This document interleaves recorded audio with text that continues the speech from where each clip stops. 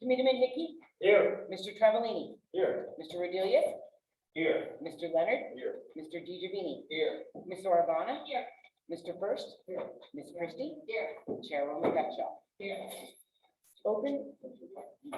Adequate notice of this meeting of the Bedminster Township Land Use Board was filed with the Township Clerk, sent to the Bernardsville News and the Courier News and to all subscribers, and posted with the Township's Municipal Building, 1 Miller Lane, Bedminster, New Jersey, on January 6, 2022.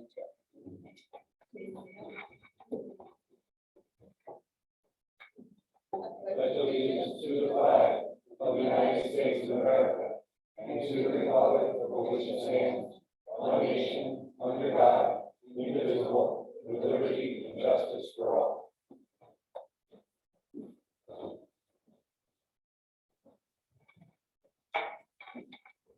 I'll open it up to the public. If anybody has anything they'd like to point out before it's not on the agenda, before we start. Anybody online tonight? No one online today. No one online? No one in the audience? So we'll close it to the public. We have a letter from Mr. Mike Mullen. He is looking to extend the resolution that was passed. So we need to have a motion to approve this resolution. Crossroads for Hope, which is cancer support community.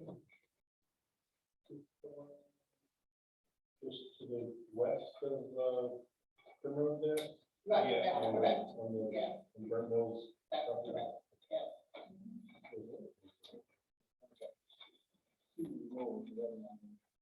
Yeah, but this is additional. It is an additional one, yeah, they're just not ready to proceed yet. I don't see any problem with this one, extending. Okay, so we need a motion. Wait a second, okay. We need a roll call for that. Committeeman Hickey, My own fault. I don't know, this had to be variance involved, so I don't think so, right? Okay. Mr. Travellini, Aye. Mr. Rodelius, Aye. Mr. Leonard, Aye. Mr. DiGiovanni, Aye. Ms. Orabana, Aye. Mr. First, Aye. Ms. Christie, Aye. Chairwoman Gutschall. Aye. Motion to approve the resolution. I think we want to discuss the master plan. Who's going to be the plan? Ron? I didn't know, was Larry doing it or something like that? I don't believe so. Okay. Okay, so, I'll just prepare you for what we're doing, Southern Memo, I think, from, Robin Ray, who's the planning board chairperson. The township committee has introduced the ordinance that is attached to the memo. And what we're doing now is the planning board, after introduction and before second reading, given the opportunity by the governing body to do what's called a master plan, the consistency referral report, which really means you're referring the ordinance to the planning board to tell the township committee whether it finds the ordinance to be consistent, or at least not inconsistent, change statute, but not inconsistent, I didn't write it. And basically, that means you're here tonight to talk about the ordinance, review it, and respond to the township committee whether you find that ordinance consistent or not inconsistent with the plan, including the master plan. In this case, you recently amended the master plan to basically recommend the ordinance, so things perfect consistent with the plan that you did, but that's your judgment, and you also have to give me an advice you have to the town.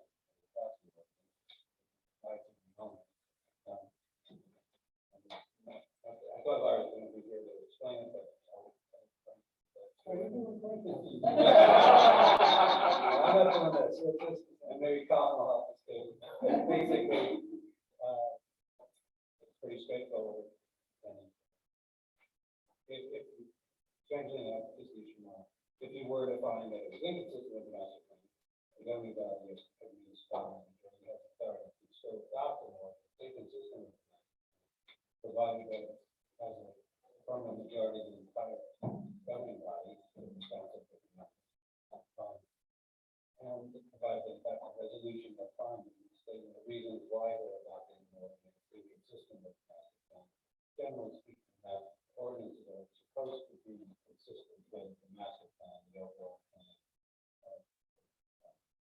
Coming towards that.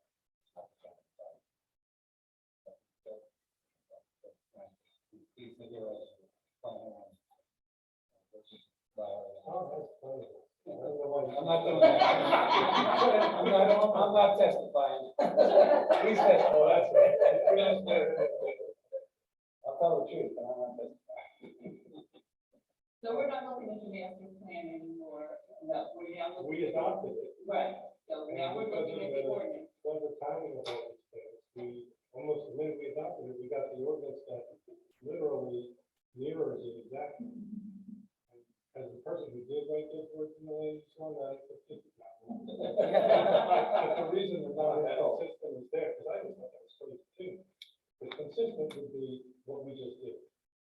Not inconsistent would be something where what we do doesn't relate to what's in the master plan, but it's not the opposite of what the master plan is. It's not different, you know. Crazy choice of words, but you're gonna find that it's not inconsistent. If anybody wants to use the word consistent, you could say, and in fact, your job is just to make sure that it's not inconsistent and we recommend it's not. We can't give it back. Now, for the sake of anyone that's here and hasn't been through everything involved through recently, the subject matter is the rezone is used to trust, which now will have expanded use, list of uses, and some opportunities for synergy among desirable types of redevelopment in that site. So we adopted a master plan that says, yep, you can do what we used to be able to do and all this other stuff. The governing body introduced that ordinance. The town road. I didn't know.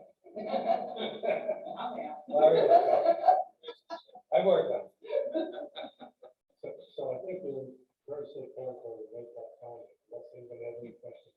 Anybody have any questions for Frank?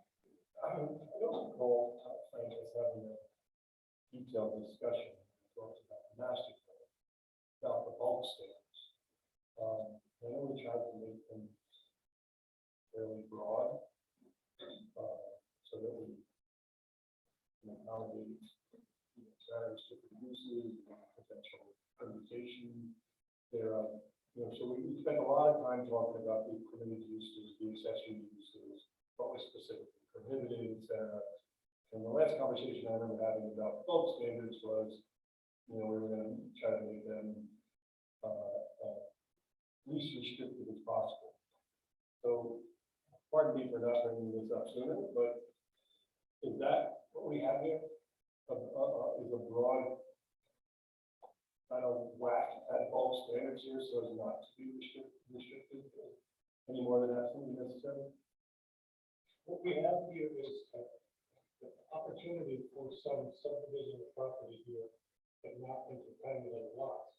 But we also have opportunities for divisions other than subdivisions to, you can't specify, somebody's gonna take this chunk of the road and rehabilitate it.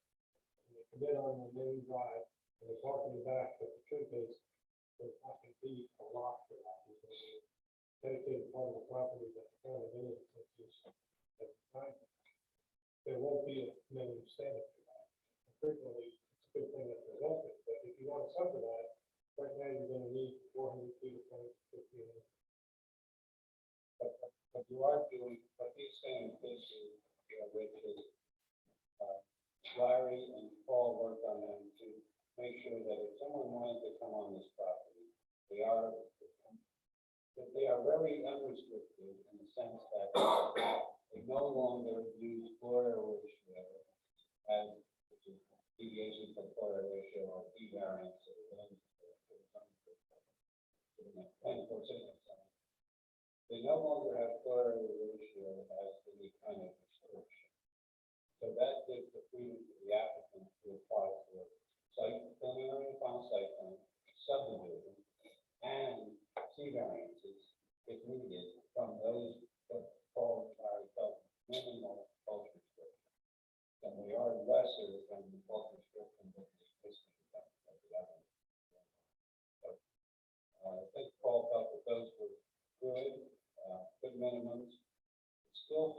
subdivide that property. Which we talked about this last week too. It's hard to subdivide because it's basically a long cul-de-sac, and a very large tract of land, most of which is actually deed restricted, environmental restriction, preservation purposes. So basically, subdivisions have to use lines that go into the open space, which kind of makes no sense, but make it possible. The more likely thing to happen here, more likely, one overall developer with some sort of long-term tenancy or condominium relationship with individual buildings or sections of the overall development. You, as a plan for, you have to see any application for subdivision or site plan before anybody could make those kind of changes. The one change that's supposed to be possible is for replacement of AT&T, like who could possibly replace AT&T in one of the other factors. Right? If they were going to just go in and use it the way it is, they wouldn't technically need site plan.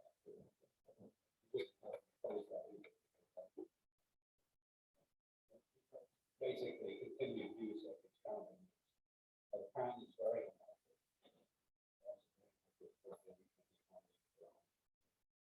So this provides for flexibility within reason and standards that if we set up some standards, deviation from those standards would not be deviations from the border ratio or additional use that as long as they stick within the permitted uses that come to this board and they'll have to explain their case.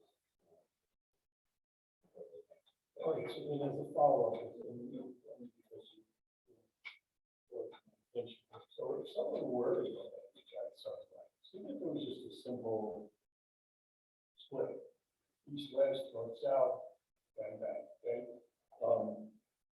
And the first guy in wanted to spark, the property closest to 206 and leave the stuff closer to the interstate for somebody else, okay?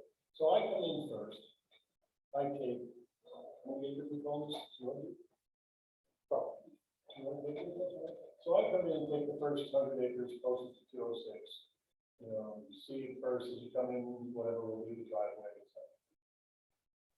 If I'm taking only half the tract, and I do 1.6 million square feet of development on a half the tract, with the guy with the picked over remains only be able to do 200,000 square feet of development? Yeah. The way this has to work is the overarching interest in the property now has to be aware of the fact that we're assigning this development opportunity across the property. They can apportion it within the limits of the ordinance, as long as it met our code. They could say, you get 3/4 of it, because you might cover it, and I don't want that. And if they acted it out that way with all the things that are actually permitted, there's nothing that says that it couldn't be a lot more intense over here. And that's Okay, so we took our, perhaps there's no need for us to wear our zoning map. Now we're in our planning map. Could we, as the planning board, decide that that's inequitable? You can't decide based on equity, but you can decide things based upon the ordinance, and the ordinance does have other provisions. So, I mean, I would think that the ordinance, the intent of the ordinance is to split that somewhat equitably. No? No, it has nothing to do with equity, nothing to do with equity, just compliance. But the way this property is configured, the ability to do that, and frankly, going to ignore it. The wetland is environmental conserved portion of the property is so significant that basically the neighborhood developed area is about all or change. Right. Exactly. So it isn't even so easy to say, I'm taking 100 and just leaving that 80. It doesn't, it's actually very difficult to take advantage of benefit of the tract without the whole tract. Now it sounds weird, but I think we've seen it. I don't know if you realize what is restricted, but it's restricted. I'm not just saying that. The reason why I asked the question, from a practical perspective, the reason why I asked the question. Yeah. So first guy in, The other thing is, there's no first guy in who's separate from everybody else. First guy in, if he subdivides, it's this whole tract that he's coming to. He has to show you how he subdivided and explain the uses of the lot. Because he really needs preliminary and final subdivision and preliminary and final site plan. Because to do one without the other means it's not even clear what is really what's being subdivided. It's kind of like, for example, like, there's, I think, 900,000 square feet built. So if you are going to take advantage of, like you say, 1.5 million square feet on the first parcel, you have to tear down land on the second parcel. So you can't subdivide I hear what you're saying. without dealing with. Tell me where I go. I buy the whole tract. Now I want to split it up into 3 condominium parcels. Condominium is not a subdivision. All right. I want to actually divide it into 4 parcels that I'm going to sell off in pieces. You have to approve all that. Right? I'm just coming with you a site plan. Here's the way I want to split it, and I want to put a, a pony stable on the first parcel. Okay? Next guy comes in with an application that, That's what I'm trying to say. The The subdivision has to. oh, but the guy who bought the second parcel, Okay, right? The guy who bought the second parcel, he wants to come in, he's the first guy in, and he's gonna build 1 million square feet on 1/4 of the developable tract. Those succeeding tracts become less and less valuable. not only that, they may require, the subdivision may require the combined site plan to deal with whether some buildings have to be demolished to justify having more square footage. So, Frank is probably explaining better than I can, but basically, and I think you really have to think of what this property is like. It's almost like the flag lot, where basically the road. the road is the development portion. You can't build on the road, I'm sorry, if you build on the road, you can't have anything. So it's pretty restricted too, and I'm fairly confident that just the disturbed area. Just the disturbed area. So imagine, unlike, you have 180 acres, and you're telling me that just the area that's built on is usable? But that's from AT&T's original program and the deed restrictions and easements on the open space portion, which are massive. Massive. That's why we don't see it.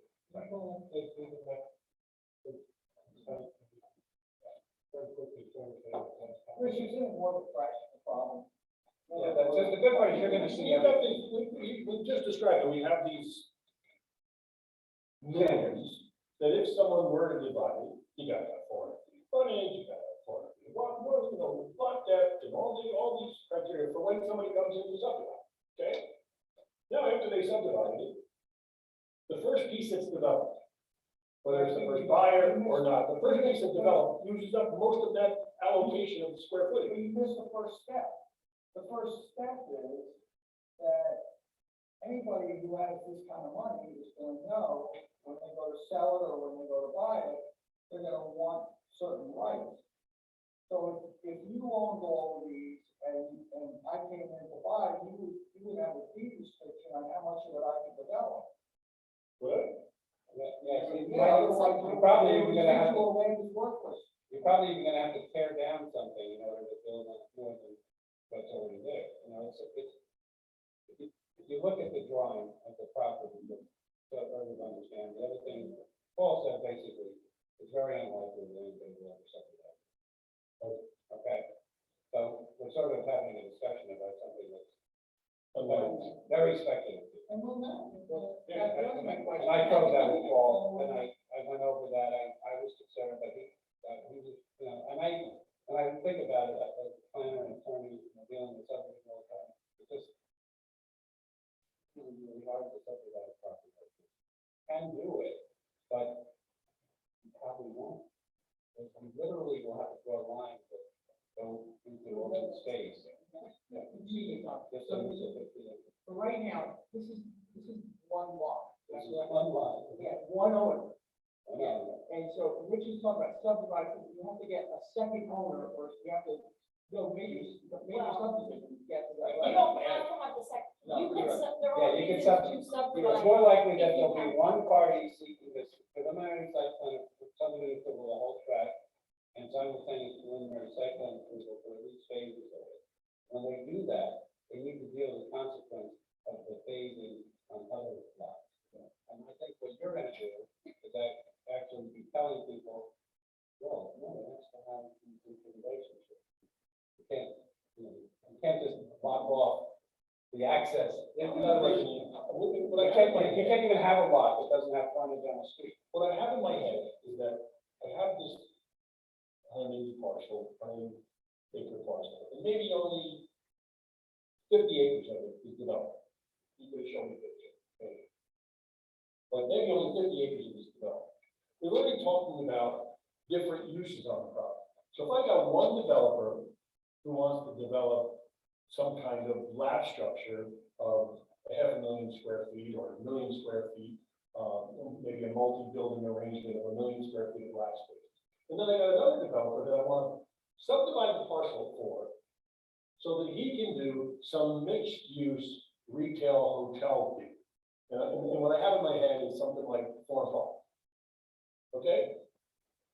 There's a hotel over here with some amenities, and maybe there's a retail center, or maybe the better one is the one up in, at Woodcliff Lake, or off Chestnut, the farm there, on Chestnut Ridge Road up there in Montvale, right? Right? Not Vail. It's not Tyson, it's the down guys, the farm, whatever it's. Not sure, the Pura, right? I grew up eating those apples. Okay, so now but I want to sell that part to a separate developer to develop the hotel and the different things, right? We're gonna have, and I probably, if I'm the owner, I probably want to have them assessed separately too, because the income flow on one's gonna be different from the income flow on the other. So there'll be logical reasons for us to divide the property, no? There may be, let me say this, the best thing I can do is to do a good building analysis. Kristen Myers with left football township, flat.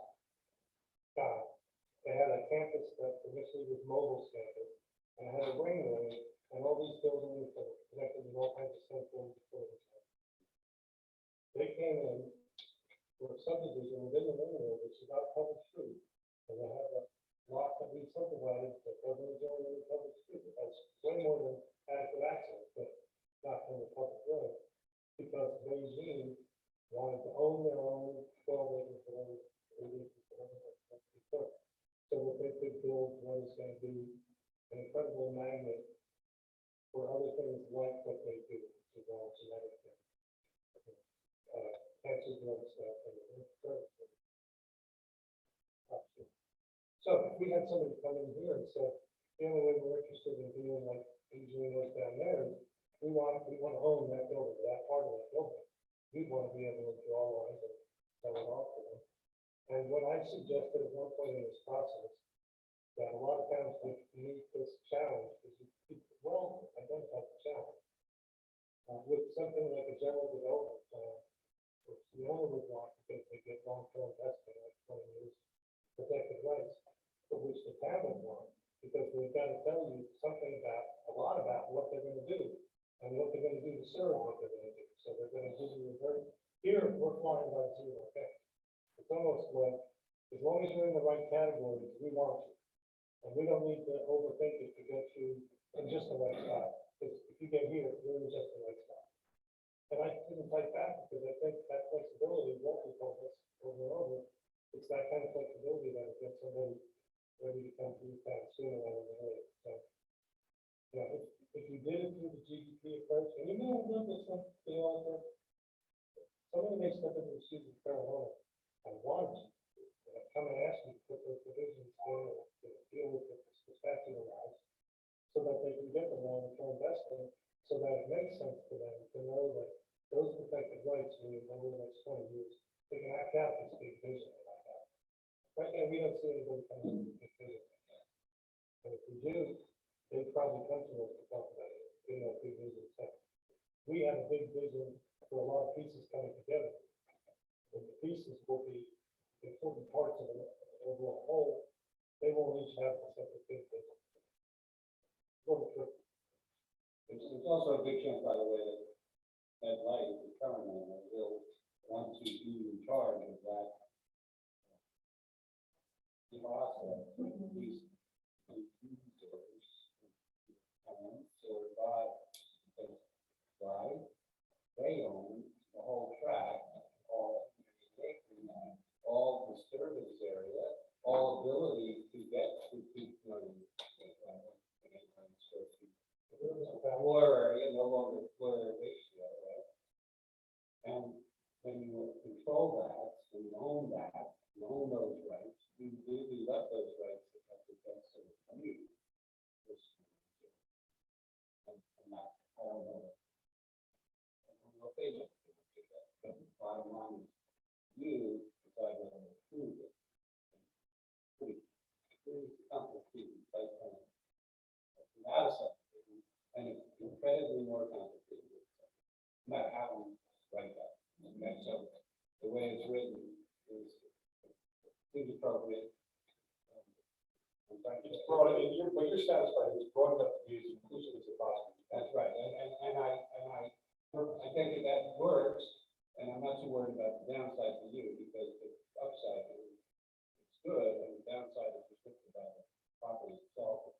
Unusual this way, that you sort of know where, if that was blank land, if that was a farm field in the middle of Bedminster, our town, so they could fly. Right. How much frontage do they actually have? Because a lot of that is park, right? It's not very much. No, almost not.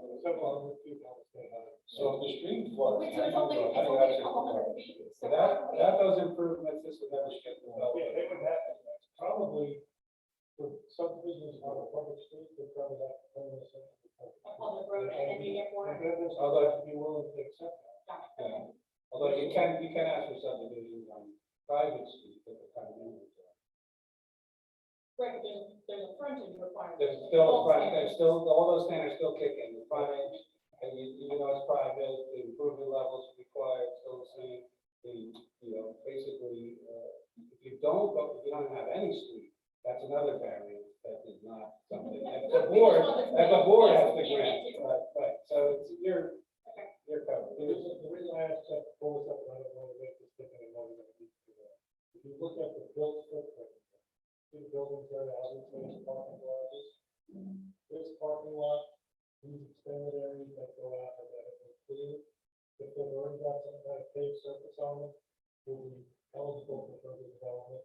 But like Tom said, this swamp of everything, and nothing else. Where do we the additional, was it 200,000 square foot place? That was approved. Where was that supposed to go? Then we're back in. And they've asked the parking lot, just back edge of that parking lot. I think it was going to be more from the leading edge. Closer to. But everything else is in a deep restricted easement area. Open space, you get that. Alright, so unlike that vacant farm field, in fact, our 10 towns, doesn't have any improvement plan. This is 180 acres with a certain area that is. Frank is the word redevelopment. It's not the big R redevelopment, it's not a redevelopment kind of thing. It's just redeveloping, meaning because it's something like this, which could, you understand, probably me, it's all done this.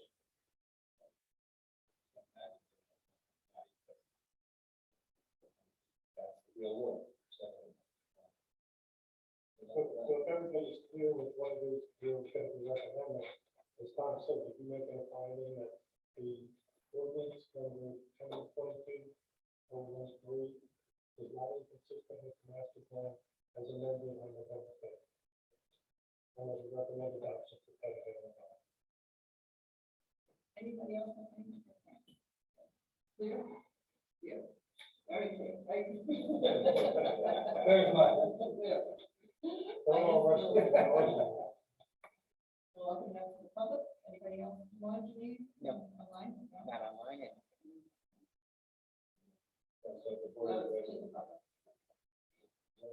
motion to find the ordinance consistent with the master plan. Not inconsistent. I think, I like consistent as a negative. Tell me how you want to. If you think it's just not inconsistent, I'll go with it as a negative. But I guess, well, Frank gave a good explanation of that. Sometimes something is even by an issue in the master plan. Just didn't need to talk about it. So, this one, you, the board, you created the master plan. That sets the distance to the road. That's perfect plan. Consider it, that was the motion to define that the ordinance is consistent with the master plan and give that back to the township committee before their second. Didn't take for the Give me a motion. You did. Yes, yes, make a motion. Make a motion. Ian, second. Okay, you roll call. Committee member, Aye. Mr. Cavalini, Aye. Mr. Virgilius, Aye. Mr. Leonard, Aye. Mr. DeGivini, Aye. Ms. Urbana, Aye. Mr. Hurst, Ms. Christie, Chairwoman Betcha. Aye. Congratulations. Congratulations, Frank. Congratulations, Mayor. A lot of work by you. Mayor, Yeah, Department you did. really drove the ship on this one. So it looks like we lost one of our applicants tonight. No, we only have one. The other, it was just continued. Oh, it had already been continued to that day? Yeah, it's continued to the December. December. Yeah. Yeah. Oh, okay. I'm sorry if I didn't make that up clearly. Oh, it's just a thing. Okay, so we, due to a six, we have it temporarily scheduled for the 8th of September. And I say temporarily, I'm not sure if that's something. Yeah, no news on that one. No, I said to Carol that I do need to send out the Zoom links to them, and in that I was going to ask, do you actually Yeah. plan on attending, or can we just cancel it now? So, Carol's understanding is that they have not appeared before Bridgewater, not that they have to before coming to us, although I think we prefer it, but I'll find out soon if they actually gonna come, because we did tell them they have to renotice. And they all, well, we know this thing is expensive, so it probably will not be with December 8th, but let's get it confirmed that way. Yes, I have a quick question about Goldman. yes. We can't really talk about Goldman because we're not going to do anything on it. I just want to ask about the documents I received. Is the only document that we received from Frank from July 10th?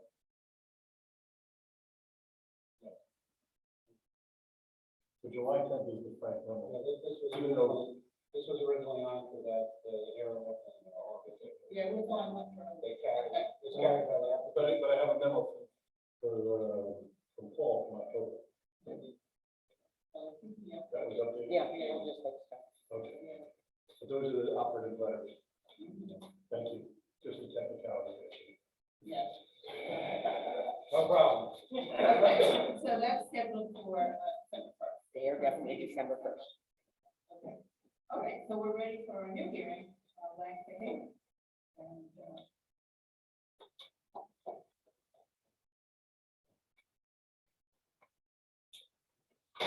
Yeah, I think you're best to both sit at the table, because that is the best mic that we have.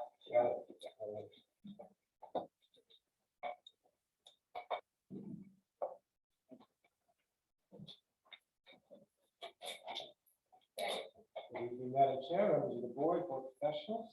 Frederick Zelli, Millington, New Jersey, on behalf of the applicants, Stephen Lang and Mary Fahey. This is regarding 1265 Rattlesnake Road. It's in your R10 zone, it's tax block 37, lot 3.01. I think this is a very straightforward application, which hopefully everybody will appreciate, and we'll try to keep it that way. We have a 5.9 acre parcel in a 10-acre zone, which is substantially undersized, obviously. More importantly, it's substantially encumbered by the floodway and the floodplain around this river, which flows across the western portion of the lot. Property already hosts an L-shaped single-family residence, portions of which date back to the late 1800s, which is soon to be occupied by the applicants. It also hosts a detached cottage with one functioning garage bay. Discussed that, you'll see in the photos, there's two garage doors, but only one of them really is a bay. The applicants are seeking to construct a new two-car attached garage, which will be attached to the existing dwelling via a breezeway. Due to the proximity of the river on the western side, the garage will be on the eastern side, which means it will be between the existing home and the roadway. Home is already within the setback, the front setback, and so we're approaching further. However, there is an existing stockade fence, trees as well, which is really block most, if not all, view from the street. Not going to have a negative impact by the structure. It's also designed, as our architect will explain, to fit nicely, complement the home as it exists. The home has been there, as I said, for well over 100 years without a problem. And the attached garage is not going to change that. The two bulk variances we need to have a 28.9-foot setback or 75 is permitted and required. 60 and a half presently exists. Furthermore, the impervious lot coverage, because of all the floodplain and flood zone areas, we're only allowed to have 2.92%, whereas otherwise we're allowed to have about 8.5%. Currently, there is 5.86%, and we're looking for 6.46. I just have three witnesses this evening. Co-applicant Mary Fay, who is seated to my right, will testify first. Christine Zaya, our architect, followed by Paul Fox, our engineer. Honestly, not expecting any of the testimonies to be overly long, because it's, as I said, a very straightforward application. Please, do anyone else hearing, this is for you, you swear from, raise your right hand. You swear from the truth, the whole truth, and nothing but the truth, so help you God. Yeah. Thank you. Say your name and address. Lady Baby, and I currently live at 3 Powder Lane in Lebanon, New Jersey. And Ms. Fahey, you are one of the owners of 1265 Route Southbridge Road, is that correct? Correct. And your co-owner slash co-applicant Stephen Lyon, how is he related to you? Here's my husband. And when did you purchase the property?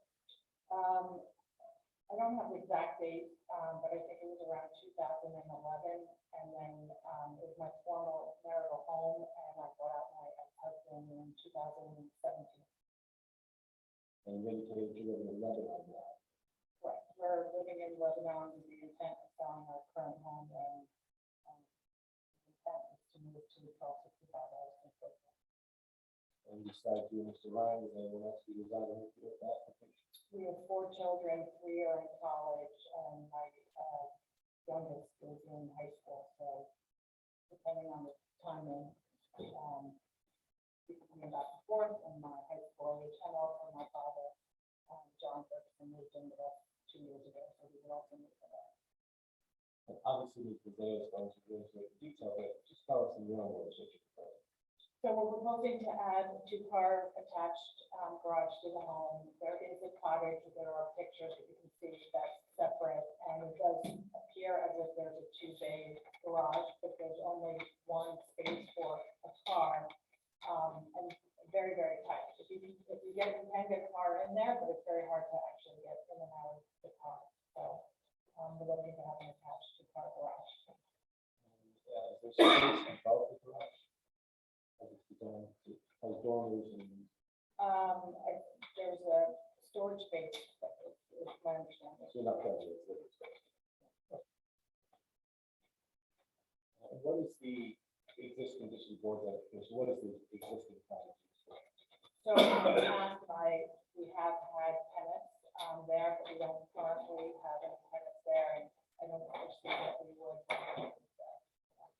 So what would you use it for instead? For my college age children coming in now, definitely, and or my father, and or, maybe healthcare down the road. We submitted a series of photographs along with our application. For the record, I personally took them months before the application was filed. And at the time, they accurately portrayed what I was seeing, and I'm very happy they confirmed that. That's what I'm gonna ask you to do, just in the order which they're here. Just tell us what the perspective is of each photograph that it shows. And just please confirm that it still looks that way. Okay, so the first, image is coming into the driveway from St. Bridge Road. That yellow structure will we refer to as, the red structure is what we refer to as the cottage. That's the front of the cottage, and yes, these pictures look the same. That's this today. So that's the back or the other side of the cottage. The bay to the right where there's garbage cans is not, that's doesn't open, and that's actually part of the bedroom inside the cottage. And on the left is the space, where you can fit a car, but as I said, it's very tight. You can get in and out of the car. Where are the two doors in the middle? Basically, they fit the two garbage cans that are outside, the small. Like a closet. The closet. So here is the front of the house, and the proposed garage addition is on the left side of it. Just for perspective, the river is to the right, To the right. to the left.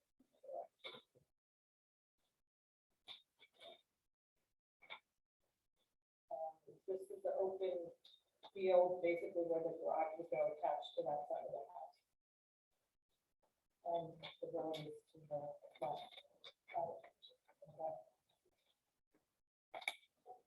See what you do, Betty? So, yes, that's the area where the garage would go, and then we have plans, so you can see kind of on what angle. Next slide, there's the front side. So that's looking somewhat from the rear of that area, looking back. So that was, if the garage, if the proposed garage was built, you'd be looking at the back of it. And the road is behind you. Correct.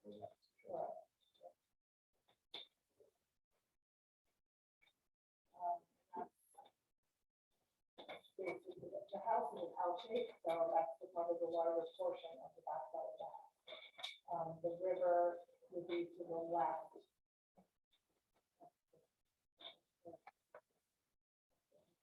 That's the southern face of the satellite.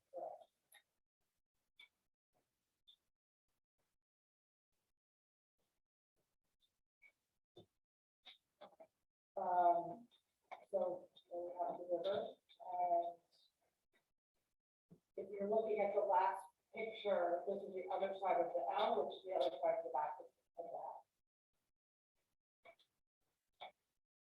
Correct. In front of the stairs is the river, so the river goes along the back. And the patio that we just saw would be to the right. And Correct. There's an island there, which really helps protect the house when we get water, because it absorbs it, and then it actually goes traditionally, in all the storms, to the other side of the. The stair comes down onto the island. Correct. That's the image of the,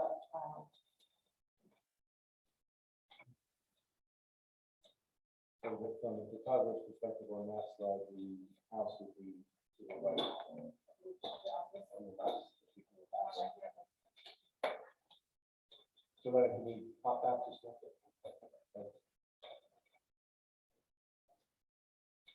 The river's to the left, the house to the right.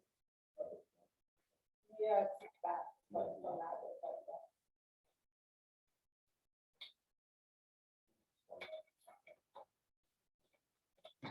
so this is a little confusing probably, but if you look at the very first picture, this would be the other side of the driveway coming in. The red cottage is on the left, and this is on the other side. That's all I have from this photo.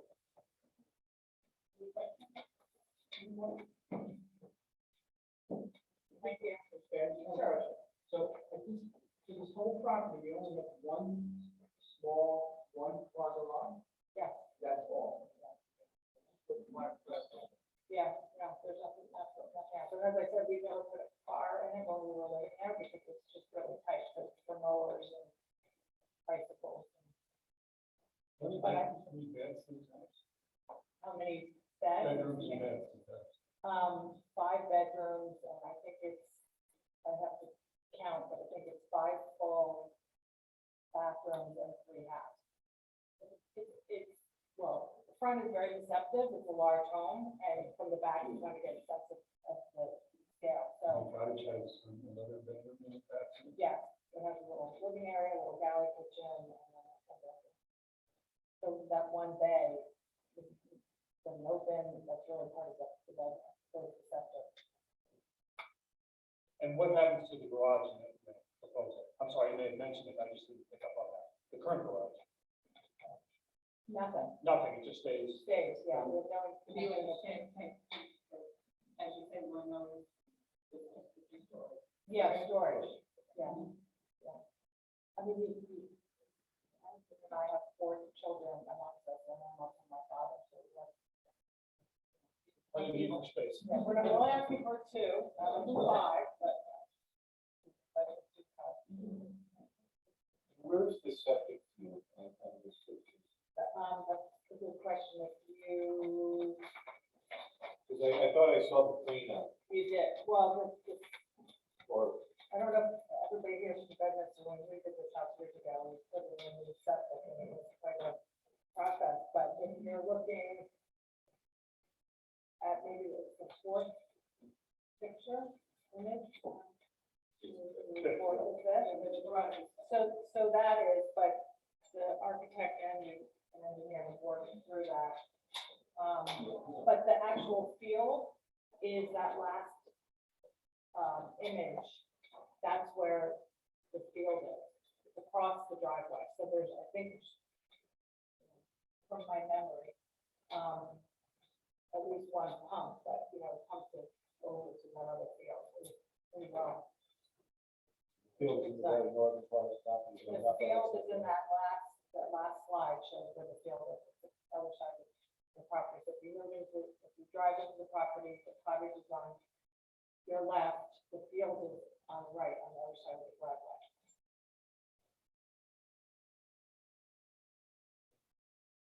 Can you pull that up, Jeff? Yeah, we want to picture that. That'd be the last. The last one. Yeah.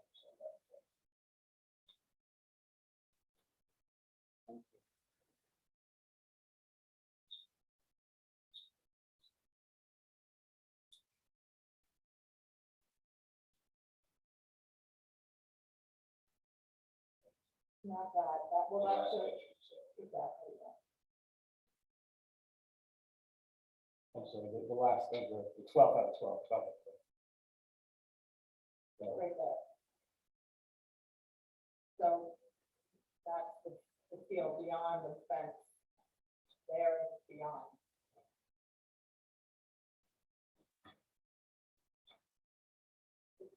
Away from, yeah. And what about the wall? Where's your wall? Pull up the image where it has the back of the cottage where it looks like it's 2 garages.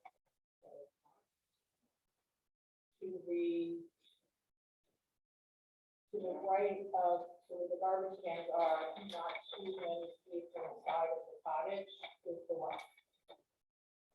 Between the cottage and the road. Between the cottage and the road, but much closer to the cottage.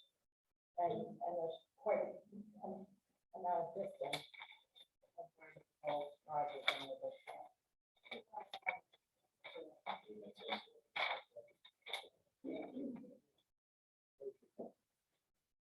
We could certainly do that with Mr. Fox.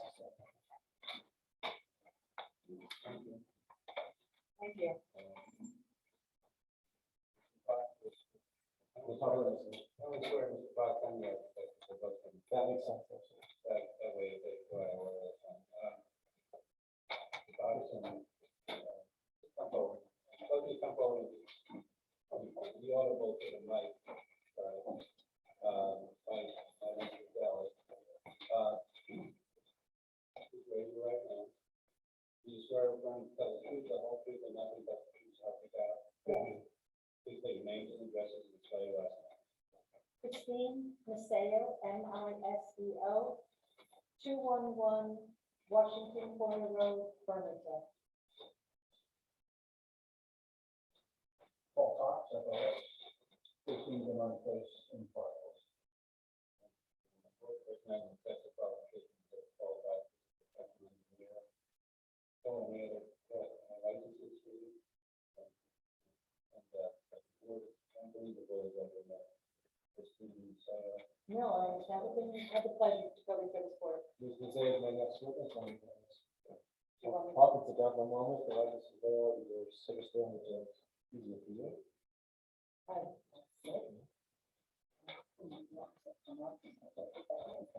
Full down if necessary. Thank you. Please give the board the benefit of your educational and professional background. Yes, I graduated Illinois Institute of Technology in 1981. Received my license in Illinois in 83. New York, 84, New Jersey, unfortunately got relocated, his husband's from New Jersey, in 85. Have had my own practice, since 1984, Mateo Associates. I have been before numerous boards and I have sat on the planning board in Livingston for many years. We moved out here from Essex County about 15 years ago and really just started doing work out here. Most of my work is Livingston, Short Hills, Westport. And your New Jersey license as a architect is still the same. It is, and fees are paid, yes. the board recognizes that qualifications as a registered architect. Thank you. Is there a lead task with designing the to be attached garage for this project? Yes, I was. Would you take us through your plan, please? Yes, if you can, just jump to the floor plan, please, would be the main two. It'd be a little easier to start with that. As you can see on the floor plan, we've got a very, very simple, two-car garage. And with that two-car garage, to the rear, we do have steps up to a loft area for storage. The way we are connecting it to the existing house is there is a small laundry, ante-room, that we are pulling apart and adding a breezeway, mudroom to the main house that will be angled to tie into the garage. If you saw the pictures of the home previously, and if you took a look at them, the L-shaped home is also attached with a 45-degree angle breezeway area type thing too. So what we tried to do is mirror this garage as much as we could with the rest of the house. The only difference is the garage is much, much smaller than the addition to the right side of the house. The house is good size, the lot's very good size, and for it to only have a small undersized one-car garage didn't make a real lot of sense. So to add a two-car garage makes more sense. The truth is this house probably could have easily handle a three-car garage, but we opted not to do that because of the additional lot coverage and impervious coverage. We're asking for a lot coverage variance as it is, so we didn't want to push it too much. The other thing is just to the left of the garage, there was a question about the septic. We also needed to stay, I believe, 10 feet from the septic tanks and whatnot. So that's another reason why the garage is only 23 feet wide. Would have been nice to make it a little bit wider for storage, but we were limited because of the septic and site limitations. So that's why in turn we did do the interior stair with some dormers to get some light up there to get some loft storage. The existing house has got similar type dormers, and we felt that it would, tie into the house and look less likely like an addition. Very, very similar to the L-shaped piece on the right side of the house. The dormers would match that. And that sort of brings us to A1, since I'm talking about these dormers and you're not looking at them. The style of the dormers are the same as the style of the house. The house is an existing wood frame house with a, looked like an addition some years back of a stone facade piece, and I believe that's the kitchen bump out. Oh, it's not. Oh, And it was there, it's been there for a very long time, we just resided it when we renovated the house. okay, then I'm wrong, but it's been newly or recently adjusted. But it's a frame house and with clapboard, and we're planning on having the garage match that same clapboard. The house does have some standing seam copper detailing, and that too, we are putting on the garage over the door, some standing seam copper details and flashing. The differentiation in siding is shown on the elevations, just to make it easier to see where the new areas are. Correct. The existing house is clapboard, and you saw the pictures. I just don't usually render up the existing and really try to highlight what is there. So this is not a situation which we see sometimes where you have, for instance, an older historic white house, and then they put the garage kind of the barn, the color. That's not the idea. Our intention today is to have it match. And then for the upstairs, you use the back storage, Yes, you got a non-heated area, yes, and the garage is also. yes. Nothing further for this museum?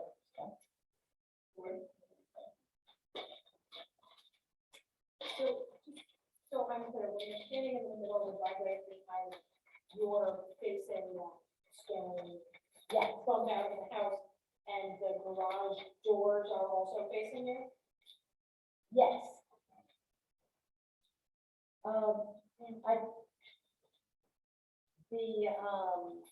So you The pull engineering through the plans will, driveway and yes, the engineering plans will better show, the way there's a big, octagon in terms of the, driveway. And, if you look at my, first floor plan, you can see where we have the one room and then that bump out.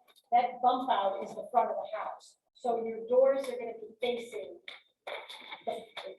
and so the doors are on the bottom of that wall, the garage door. yes, the doors are not facing the street. They're also not facing the rest of the house, they're facing, I'm sorry, I just wanted to get clarity. It's only one garage door. I'm saying doors, but I'm You're saying doors. single, yes, garage door, Garage door, but there are two garage doors on the side, right? yes, If the one that doesn't work, or something. So yes, the new garage, the new addition, will have one large, wide garage door. correct. It fits two cars in it, but if the two cars opening. It's a full two-car garage, yes. In just in general terms, what we're doing is taking the structure from houses. But you're staying in that courtyard, close you are to the house. You don't see those garages. If you're up at the foyer, you don't see the garage. The front door and the garage doors are parallel to one another, but Correct. those garage doors aren't facing the courtyard. They're not quite facing the rotunda, but that rotunda is a big circle. And so our driveway is just coming off of that slightly. So the garage door is facing here, right, where the first is. Correct.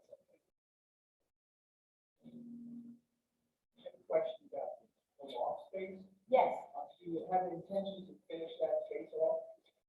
No, no, that was not the intention at all, it was just straight story. I believe it's the maximum of 7 feet. Yes, I had the ceiling height of 7 feet. At the top of the dormer, no, the ridge is higher, but but I need collar ties and I need structure, so I can't go really any higher than 7 feet. You're essentially slicing off the corner of the existing house to attach it to the. Yes. A small portion of it, yes. Not at this point. Right now, we're still attached to the house, so it's not necessarily an accessory structure. It's an attached, so I would imagine sometime in the future, by permit, it could be heated, but that's not the intention.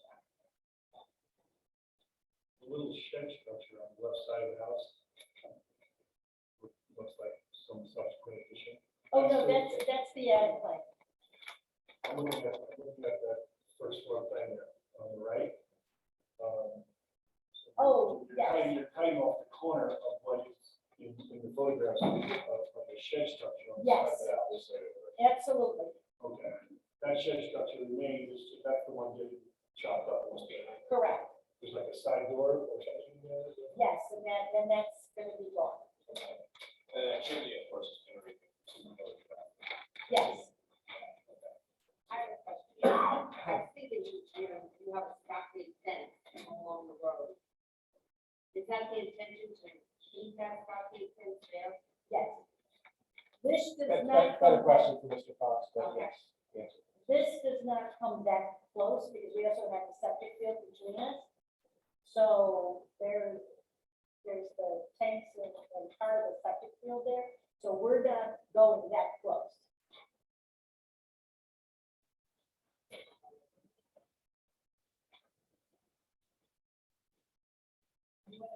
Any questions for the architect? No? Sure, that sounds, so.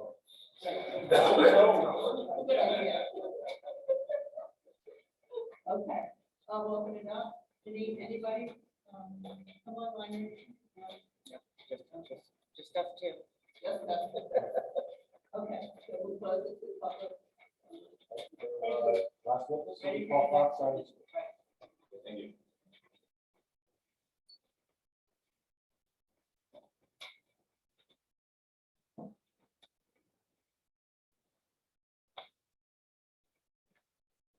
They just try to stand here so I can show you our plan. Okay. That looks great. The microphone works better. Understood. Thank you.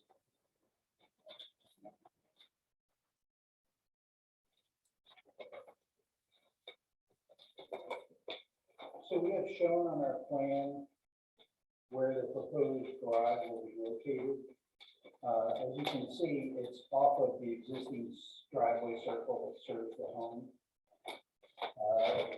We have provided a driveway connection point between the proposed garage and the circle.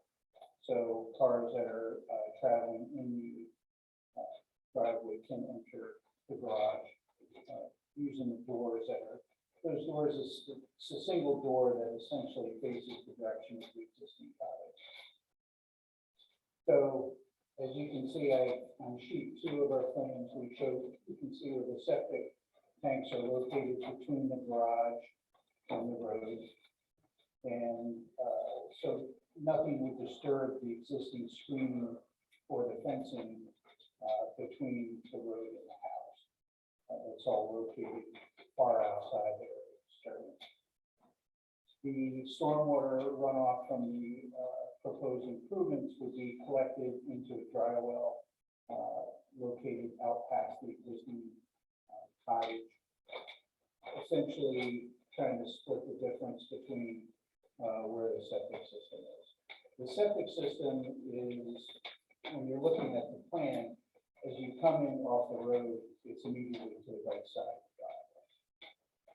So there are really very, very few areas where to locate this garage, given the floodplain situation on that property.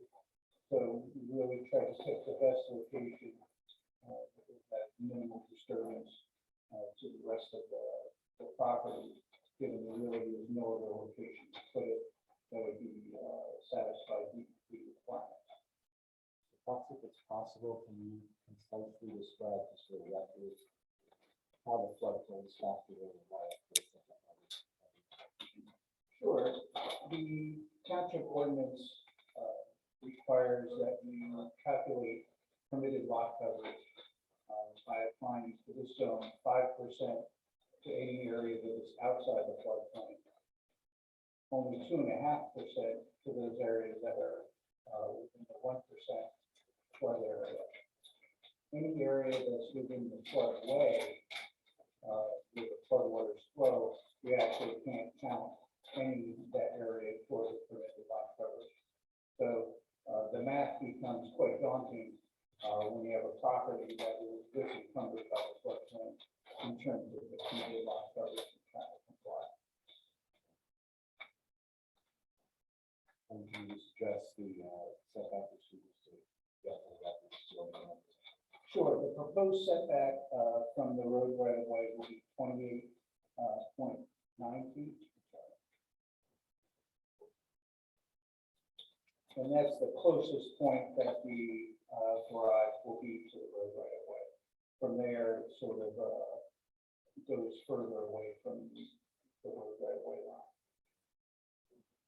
professional opinion as a professional engineer, is the current screening between the septic tanks and the trees sufficient to buffer from the road to the proposed structure? Yes, I just drove by there, this would have been Tuesday morning, when all the traffic was leaving Rattlesnake Creek Road to get off of Route 78. And despite the traffic flying through there, you can really see that the screening between the fence and the trees does a great job of, not only screening the view of the house from the road, but also giving the house some privacy from the road. You know, this is an older home that was built, I think probably about 70 or 80 years ago. And I'm sure it's on Rattlesnake Creek Road, it's just a country lane without many cars. And over the years, that was changed substantially.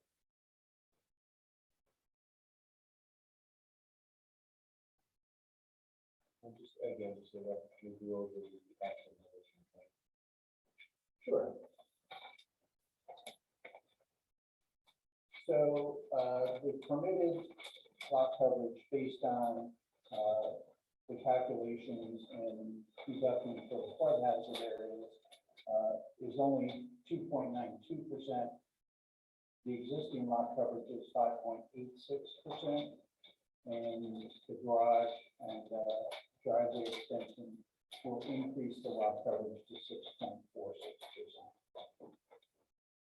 Can we take us through the location of the septic tank, septic field, and show us how this project will not impact that? Sure. So the septic tanks are located between the proposed garage and the road. We maintain the required setback for the health department between the proposed garage and those tanks.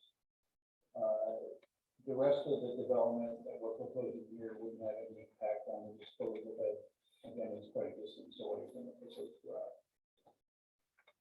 Thank you. I have nothing further for Mr. Fox at this time. Just one other item. Let's see that. Mr. Ferraro's office had two comments about the drywall design, and we agree to satisfy both of those comments. Board? Well, I have a question. Do you know the setback from the actual setback distance from the septic tank to the house, to the garage? It'll be What 10 is feet. what is the code? The state code is 10 feet. 10 feet. That's right. And you are We're reading that right at the, right. right.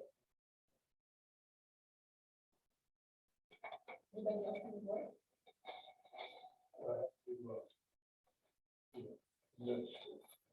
Sure. Your surveyor calls it garage, you call it cottage. It's a garage cottage. No, on the plan, the existing cottage is called a garage on the surveyor's document. So we know it's a cottage, and it's 900 square feet, The coverage of that, yes, including the porch. that's right. Including parking. So we have a fairly sizable house, a lot with many restrictions and limitations. Is there any thought given to converting the cottage to that garage? Surveyor alludes to? Because it seems like we could not increase the coverage at all if that cottage was converted. The house is, 3,800 square foot, 5-bedroom house, seems very sizable house on a sizable lot. I understand it's all existing conditions, but, lot coverage is 2.9 by code. We're already twice that at 5.8. And we're talking about increasing it further, and it seems to me that a simple solution would be to go with cottage. Cottage seems to be a nice amenity for the property, especially if you've got a large family and guests and parents and in-laws maybe to care for at some point or another. I can see the value in it, but you're asking the board to give latitude for the coverage, while there's an opportunity perhaps to repurpose in one of the existing structures. So I don't know whether, maybe that's a question for the owner, but it seems like we could have solved this problem without increasing the coverage much at all. I would have to let the owner address that comment or question. The only thing I would point out is that a significant investment was made in the new septic system within the last 10 years, and that was designed with the additional residents in the cottage. So from that perspective, they've invested a lot in that, and to abandon that investment at this time would be significant. And all the additional, you already stated, all the additional runoff that is created by the additional coverage is accommodated by the town. That's right, we will provide that. I would just add, Why don't you come up so we can- well, are you, It's good to be on the mic, but we need to pick it up for our recording. Sorry. I would concur with what Mr. Fox just emphasized in terms of the investment when we did the septic. It was a tremendous undertaking and based on the river and really, everyone's been local for a long time to disrepair that property. So there was a tremendous amount of work done on the whole property back in 2012, 13. But in addition to that, that structure, which potentially could be useful for elder care. My father, who's 85, has lived in with us for a year now, probably about 2 years, I think, this December. But in addition to that, that cottage, as we refer to it, not a garage, is pretty far away. So for the size of the house and the amount of people living in it, did not have an attached garage is unusual and very much divided. Thank you. Anything else?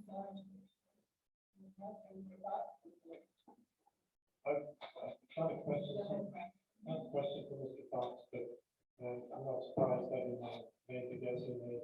I think he told us he thought the house was about 8 years old. Yes, it was built in about 1800. Occupied by. Really have 55, 80 years, about 80 years. 1800 to 1800. So this is a real relative.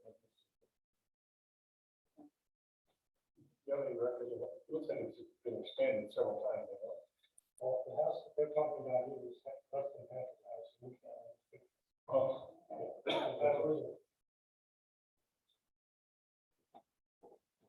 Anything else? So you're applying for, all right. Really, it's in the Bedminster history book, and it refers to the drill house. Okay, open it up. Jane, anybody here? No? Hey, Brad. Nobody on it? No, just our meeting and Jeff. ordinarily, we would ask a logical, obvious question, which is, the size of this driveway, is that Yeah, you can see that. And a lot of times what we would be saying is, they can take away some of this in order to do what you want. If the applicant is in a position of taking care of the stormwater that comes off of that, the town will talk about that, but a little more information is going to satisfy, then in theory, taking away the driveway isn't necessarily good. I don't know if that configuration has any historical acceptability about, project. The choice is either ask for some kind of reason like that, or because you have to stand with that.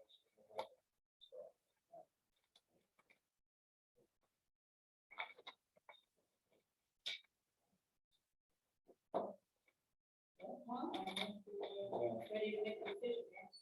Does anyone have any more? I was ready to consider a motion to approve the variances for that coverage of up to 6.46%. Setback, at least for the kitchen to the house, the new garage is 20 feet, 29 feet, 75 feet required. That's much. And subject to the same conditions that calls for the traffic report. Didn't appear on the other conditions. To accept the motion. So, yeah, that was nice.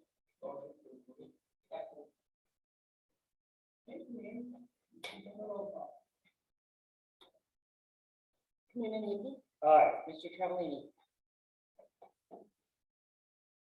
Aye. Mr. Budias, Aye. Mr. Leonard, Aye. Mr. DeGiovanni, Aye. Ms. Orabana, Mr. Hurst, Aye. Ms. Christie, Chairwoman Gotcha. Aye. Thank you all very much. Wait for me, vote for Thanksgiving. Congratulations. Thank you. You need to start immediately. We're trying to get a building permit next month.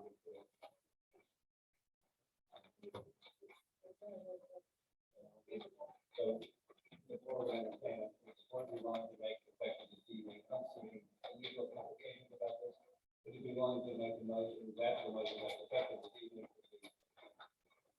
Not to consider effective immediately, provide all the all the compliance requirements are met. So it's a for Rich and for Anna, is that acceptable position for the motion to make effective this evening? Helps you to be able to. Especially before a regular session. So it's a motion is second to change it, roll call again. Commitment Eby, Aye. Mr. Travellini, Aye. Mr. Budias, Aye. Mr. Leonard, Aye. Mr. DeGiovanni, Aye. Ms. Orabana, Aye. Mr. Hurst, Aye. Ms. Christie, Chairwoman Gotcha. Aye.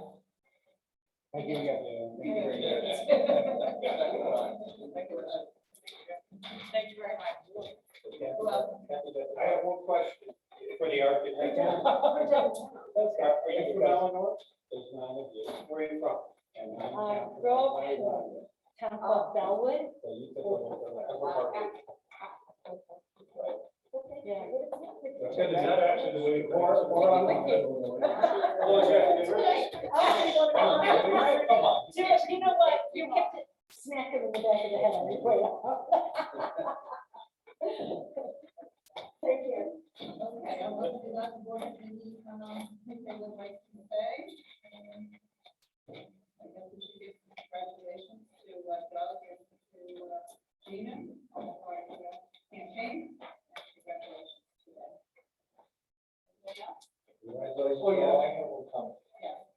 So years ago, we used to see all the things we used to sign, they used to be up here. Okay, I would like them up here so we can all look at them like we used to. well, don't you get copies of it? I would like up here that all the things you sign, Yeah, we used to be able to look at. well, can you get copies of it? You don't you get copies? There's a lot of things that we don't get copies of. All I'm saying is, we used to pass it around. Okay. Sometimes there's all sorts of bills for the professionals, there's all sorts of things. It's I not a don't have big any. deal. All I'm saying is that the items that used to be signed, was up here to look at. That's all. Not a big deal. Okay. I mean, you get them, anything I get, you get, so I don't have anything. Right, but I'm talking specifically about the documents that you sign as the chairperson of this board. Yeah. There's a big envelope thing of all I got different one things. thing. Right, but other times, there's more things. Well, okay, but. You know, all I'm saying is that in the past, we used to, we would look at that, that's all. So in the future, I would just like everything that you sign up here so we can look at it, that's all. Okay. I mean, it used to be that way. Not a big deal. It just gives the board members an idea of what's being signed. Well, that's okay. Yeah, but there's certain things we don't get copies of that we do sign from time to Well, I time. don't know what they are, but. Well, it's not a big deal, but all I'm Well, it's not a saying is big deal, but I every, don't have anything to compare with. That's right, you don't tonight, but certain times there are. It's resolution, so. Yeah, but there's other things besides resolutions. Yeah, there are sometimes. Well, if sometimes comes So up. all I'm saying is, I'm not trying to belabor the point, but everything that you sign should be up here and we should be able to look at it. Okay, that's all. All right, good. I mean, it's been that way for years. I have a general process question. That I'm looking for you to, has nothing to do with this, necessarily with this application. When someone is asking us to expand on coverage, whether it's lot coverage, FAR, et cetera, et cetera. Isn't there, and everybody has their own criteria, I get that, okay? So what I might find intrusive or encroaching, acceptable, and so somebody else might find acceptable. But isn't there some obligation that they demonstrate, that they looked at opportunities like you suggested, and I'm suggesting, an opportunity to mitigate what they're asking for? Is that not a logical criteria for us to attach to these applications? But I think that they. No, I'm not talking about this application, because I ended up voting for it. If I really had a problem with it, I would have said nay. But I'm just saying, from time to time, we get these applications, and there's no apparent thought given about ways to mitigate what they're asking for. Well, then you You know, the one we had last week, the one we had a month ago, whatever that is, they're all coming in, this is the way it is, and we want to do something else, and we're not prepared to narrow the driveway, or, take off an appendage in order to put the new appendage on, et cetera, et cetera. It's just. And I That's don't what we think wrote reasonable for the board to ask those questions. Yeah. We pull it out of them, we really try out and sometimes, sometimes, believe it or not, you might come across a situation where you actually will have an applicant say, I'd rather not, and you're not satisfied, and you might actually, well, you could deny, that's one option. I always tell people, if you really feel strongly about a condition that would help you be satisfied that the variance should be granted, you can pose a condition that the applicant has not offered, and you try to get them to agree to it. But if they don't offer it, and there is a variance, and the condition usually relates to variance, you can pose it. And you deal with the consequences. I will defend what you do as long as it's reasonable. Well, I'll defend no matter what, and hopefully you'll win if it's reasonable. So, and I don't have, like, you get to decide that, and sometimes it might be a give and take, it might be convincing other members that, with this condition, you would feel more comfortable. Sometimes it's just simple, like, I could be more comfortable, would you be willing to do this, whatever, tear down the top. So the answer to that might be no, but you might still grant it, subject to that condition. That means they don't have an approval, except that if they do that, they can try to do something which is to try to sue and challenge the condition, but if it's reasonably related to the variance, that's totally within your discretion and the city. So be reasonable, good dialogue, good to get applicants to consider things. And if you're not satisfied, it's your discretion. Individual members and as a board can just say no. And if an applicant gets a no, they have a right to, apply to you again for a substantially different application. So it doesn't necessarily go away forever, okay, is what I'm trying to add. But if they cannot come back with the same application without a substantial change, because that's part of our wish to the process. Thing has been decided. No, I would almost think of it more as a persona of the board. So, the little that I've seen is that we sort of look over these things. You go to other towns, experienced by some, and I know you do, you've been places where, I've heard some chatter that really been burned, and people just say no. And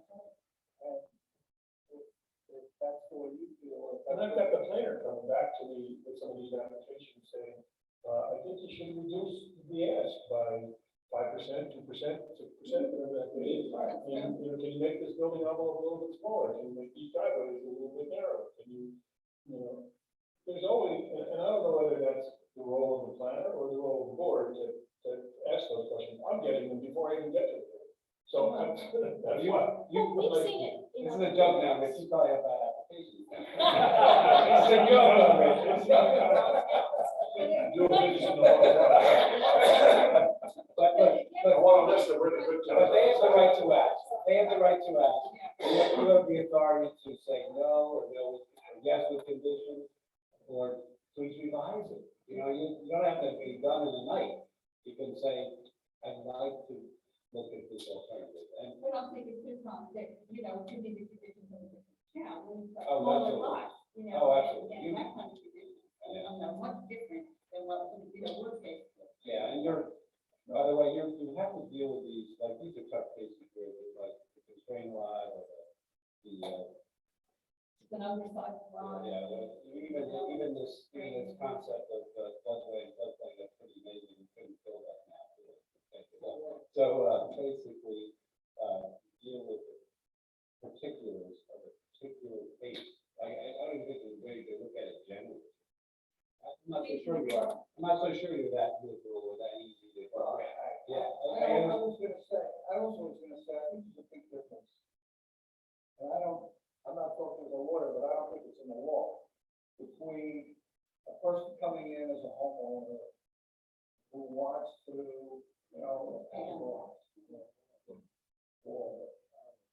for the record, as opposed to someone coming in on a profit basis. A development. Start talking about, you're more likely to talk about the impact that it has on the environment. So maybe just psychological, but, how many people driving down Rattlesnake Ridge Road are gonna know, what coverage is added to the city? Right. But I'm just saying, and again, I'm not saying it's necessarily the rule I know about it, but it's really a legal distinction, it's just more psychological.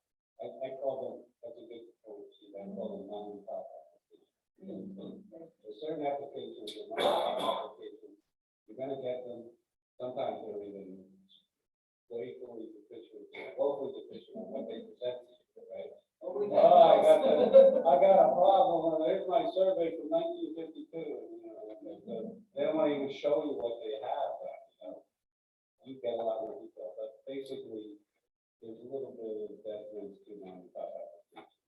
That doesn't exist for the for sure. Not that there should be, but if you don't do that, by the way, know, you're terrible, you're mean to me, you A know. hardship isn't really an argument. It's not hard. I mean, you can make our hardship arguments, but, you know, these kind of things are, really have to be in the head. Like, when I write the resolution, it's flexible C, the benefits and the purpose of zoning, I think that, that's what we're finding, not that it's a hardship, because you go without two car garage. Some people do. Somebody did for 100 years, 200 years. Yeah, somebody did for 200 years. Yeah, you got. That's fine. You got a space cottage for grandfather.